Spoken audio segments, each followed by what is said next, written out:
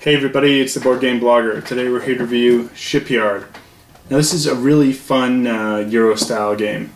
It's got the rondel mechanic, and it's really like the mother of all rondel games because there's so many different rondels on here.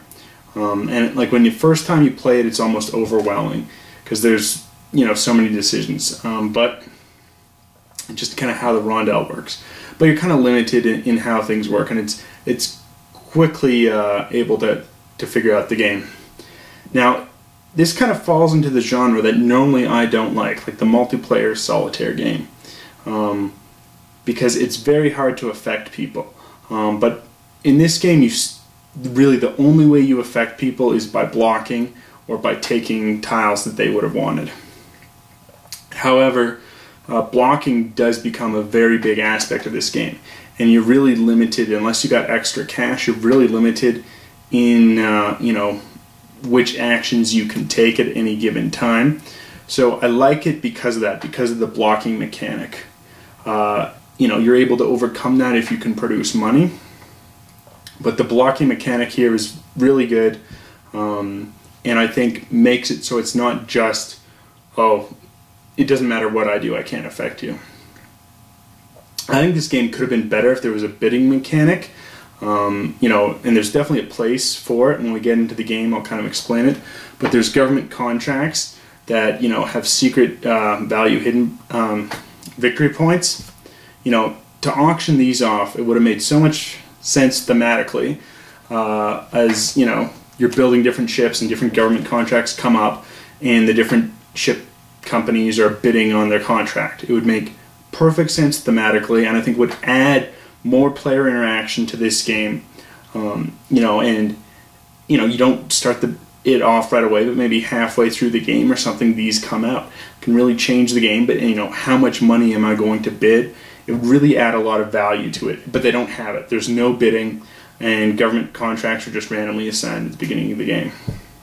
I think that is the only flaw in this game. Otherwise, this is one of the best Euro games out there. Really, this should be in the top 20 games on Board Game Geek. I wouldn't put it in my top 20 just because I personally like a lot more war games, but or at least war-themed games.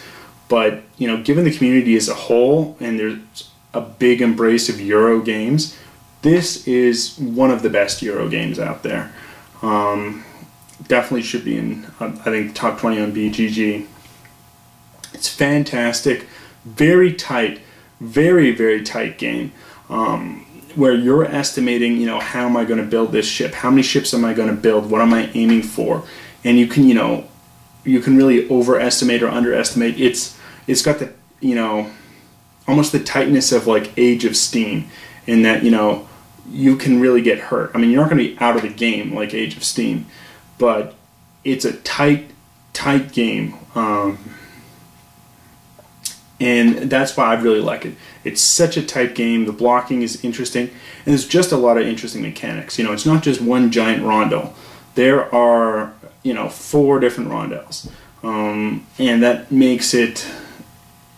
It makes it fun. And then you've got a good, solid rule book. I think the rule book's good. There's no player aids. Your player sheet, where you're constructing your ships, is pretty good, and there's some info there. But it is language independent. This is produced by Czech Game Editions. They make a lot of unique Euro style games. I think this is their best one.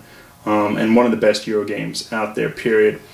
But sometimes these foreign companies, or just even American companies, they want to have their games language independent, and I think sometimes speed and ease of the game to say an English speaker is hurt that way. Obviously, it makes sense for the companies to do this. They want to reach the various markets, but that's an issue there. One thing I think they needed more of was the appendix for the different employees you can hire, and for what the different contracts mean, because it's just some symbols here. I don't know what that means. I need to look at the appendix. They should have made 4 of these so you could have one for each player. It's really, you know, when you're playing this game, players are constantly going to check this. Oh, what does this symbol mean for the employee? And to have it right there. Those are the only things you really need to be constantly checking. The other stuff is pretty available. Maybe you'll only check the contracts at the beginning of the game when you're deciding what you're going for. But there should have been 4 of these, I think. Other than that, it's good. Components are good. Quality of the tiles is good, and you know, everything's, I think, pretty good quality. But why don't we take a look at how the game actually plays. So here's the board on setup. We're just gonna play through a couple of rounds just to sort of show you how the game plays. I've set it up for just a 2-player game. That's sort of normally how I play. I end up just playing me and my wife, but you know, I've played this with multiple players as well. It's solid there. Just generally when I get with game groups, I'm playing with you know, kind of games with a little more player interaction. So I've played with a couple of game groups where, you know, they're more into the Euros, but the most play I personally get is with the 2-player. So we've just set up for the 2-player. The rules are slightly different for the 2-player than they are for the 3 and 4, but I think it plays solid 2, 3, and 4 players. It's, you know, solid the whole way through.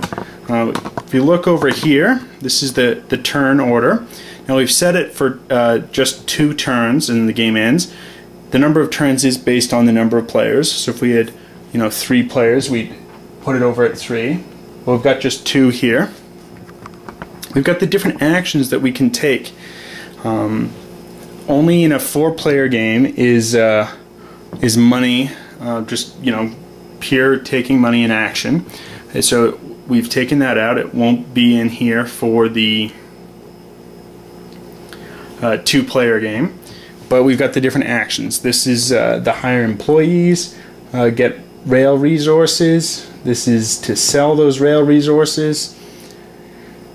This is you know, to hire people for your ship, to hire you know, physical construction for the ship. This is to get a ship piece, and this is to build your canal. So what's going to happen is we're going to be taking actions, going to getting different ship pieces. Once a ship's completed, they'll sail through a canal, sort of on the test run, and you're going to score some additional points in that manner. Rail is useful because once you get a rail car, you can either sell it here on this rondel for cash, or you can just trade it in the resources for different improvements. So this is one of the rondels where you're, you know, if someone takes the action of selling and they choose to sell it for money, it's going to advance 1. You can pay an additional $1 to advance it, sort of as a standard rondel mechanic. We have here an inside and an outside rondel track where we're hiring people for the ship. You've got the captains, the soldiers, businessmen, and then propellers. And on the outside you've got sails, cannons, cranes, and sort of smokestacks. And we have over here the employee track, and they're going to gain us different benefits. So for instance, if one company had this, whenever they select that inside green rondel, they're going to get an additional soldier, no matter, you know, what is selected. So if they land on a captain, they'll get a captain and a soldier. This will, if when they're selling coal, they'll get an additional $1. This will allow you to put an extra propeller on your ship. This lets you put 2 additional smokestacks on your ship. And normally when you're constructing your ship, you know, you're limited by different things.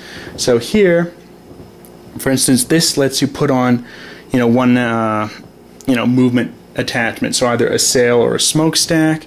This will let you put a gun. This here is a cabin, lets you put on another crew member. You see over here, here's a propeller. This means you can actually put on a propeller onto your boat, whereas say this one doesn't have a propeller, it cannot be propelled in that manner. So there's two different types of boats that you can build. You can build the boats with the propeller, and you're going to have a default speed of, if you have one smokestack and a propeller, your boat's going to have a default speed of 4. Otherwise, your boat's going to just have a default speed of 1. If there's no propeller, for each sail you have on it, add speed, but because there's no propeller, you're going to get two more smokestacks give you a propeller, because there's no propeller implement to be able to do it. Whereas here, you know, sails or smokestacks will propel you. This is victory points, and how you score victory points. So for each speed that you have, you're going to get a victory point. So if you've got a 4-speed ship, 4 points. Each cannon or crane is going to get you 2 victory points, and then each sort of crew member, you know, a captain, a businessman, or a soldier is going to get you points, and then miscellaneous points based on sort of sailing past on your shakedown crew. So that's sort of generally how it plays. All players are going to start with 1 rail resource token and $6. So I'm going to just play out a couple of rounds here just to kind of show you how the game works. So now in a 2-player game, what's going to happen is, very first time, we're going to select something here. Let's say I'll select, as the green player, I'm going to build a ship. We just put on our first marker, and now we can get a ship. Now as we see here, they're priced differently. So anything on the first row is 0, the next 2 rows are $1, the next 2 rows are 2. So, you know, I don't want to spend any money right now, I'm kind of cheap, and money is very useful in gaining extra actions. So I'm going to get this here. It has a lifeboat and has an attachment for, you know, a smokestack or a sail stack, and I'm going to place it right there. So now, you know, my next thing, I can place anywhere here along, you know, my chart, and if, for instance, later on I place this here, now this is the front of the boat, I can't place another token there until, you know, we've built this one boat. But I could have multiple boats happening at the same time. You know, I could have one boat being built here at the front, another boat here at the back, and it's going to, you know, occur differently. So I've chosen to do that with my action. Again, I'm going to have these secret government contracts at the beginning of the game. I start with 3 green government contracts and 3 blue government contracts. Now at the end of the game, I'm only going to have 1 of each, and in a 2-player game, after the first turn, the whole rounds occurred, I'll discard 2 for each. You know, for here, this one, for instance, I get 3 victory points for every 2 smokestacks I have. So this is probably a good one to hold on to if I'm building a lot of smokestacks.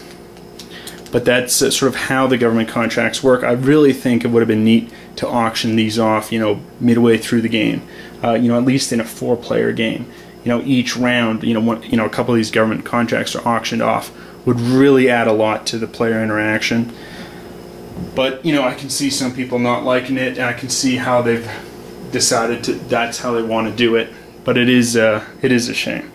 So that was my action there. What's going to happen now is all of these pieces are going to slide down, and now it's the red player. Now the red, what I also could have done is, I have $6. I could choose to do any other action for free. I don't have to place my marker down by paying $6. I could not pick, at least in a 2-player game, the action that I've just taken. So I couldn't you know, take another ship piece as a free action, but I could do anything else. But it's kind of early on in the game. I don't really need to do that. Things haven't been selected where I need to be using money to get another free action here. So now it's the red player's turn. He can go anywhere except the ship piece. So he's going to choose, he's going to take this. Now, if he went behind the green player here, he's going to get $1. If he goes in front of, he's not going to get any money. But he's going to choose to go here, and he wants the rail. So he's going to simply just take this rail. That's going to go into his pile. He's now going to have a couple rail cards, be useful for it later. And these will slide down. Now it's back to the green player. What's going to happen is he's going to add a piece there to show that that was his latest pick, and now he can pick any one of these actions. He's going to choose to go here in the green. There's one player ahead of him, so he will get $1 for free, and then he'll advance here on this rondo 1. Doesn't want to pay any extra money, and will simply take soldier. He'll put it on his player board, and that can be placed on a ship later on. It's now the red player's turn. He will place 2 there, and he'll pick. He wants to hire an employee. He will go there, advances the rondel here. Now this employees, it's going to be randomly set up differently each time, so it's, you know, you don't need to worry about some pre-planned. This is always the best way to handle things. A lot of the setups always random each time. So you're going to choose here. He's going to take this. Now there's a cost here, so he has to pay $1 to get it, but then he'll always have it, which will give him an additional crew member, the businessman, each time. So he has to pay the $1 to the bank. And that was his turn. Now the green player, what's going to happen here is this is going to move here. We're going to show that this is taken up. The ship is going to move forward 1, and now the green player cannot pick the action that just advanced on the board, so he cannot pick that, and has to pick one of the other 3. So once we're further into the game, there's only ever 3 actions that a player can pick at any given time. You can always pay the $6 to pick a free action, and that's why money becomes very important. And here the game becomes a lot tighter on, like, what am I going to set up? What is my opposing player going to be doing down the road? This game can definitely lead to analysis paralysis if people are already prone to that. So that may be a factor in your purchasing decision on, you know, do I really suffer analysis paralysis? Do people in my game group, is this a game I'm going to want to do? So here the green player, he's going to choose to go here, and now there's 3 actions, 3 pawns ahead of him. He's going to get $3, and he'll advance the brown rondo, and we'll take a cannon from the supply.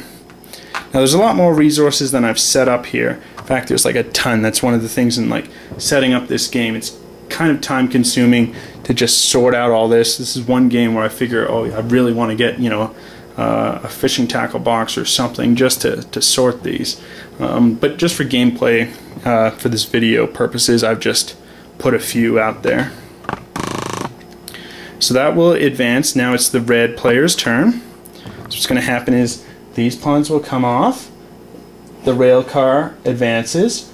We put a pawn back down here to show that this was a previous turn, and now the red player can pick an action. Again, he won't be able to do the rail car that just advanced, and he has to pick one of the other 3 available.